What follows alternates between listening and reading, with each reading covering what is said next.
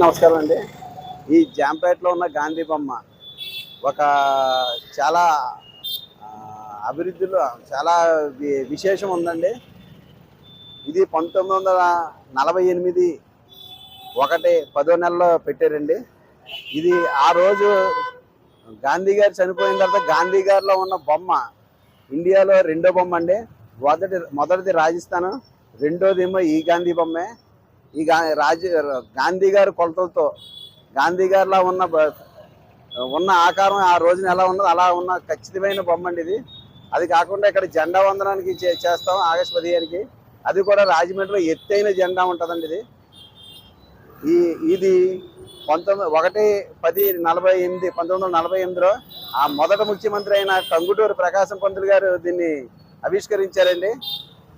ఇది మనం రాజమండ్రిలో చెప్పుకోదగ్గ గాంధీ బొమ్మ సెంటర్ అంటే ఈ జాంపేట గాంధీ బొమ్మ సెంటరే వస్తుందండి. ఈరోజు గాంధీ జయంతి సందర్భంగా మేము గాంధీ గారికి పూలమాలలు వేసి ఆవిష్కరించి, అలాగే అదే జాంపేట దేవాంగ సంఘం వారి చేయించి, అలాగే ఇక్కడ దగ్గరలో ఉన్న స్కూల్ పిల్లలకి బిస్కెట్లు, చాక్లెట్లు, బెల్ల బూందీలు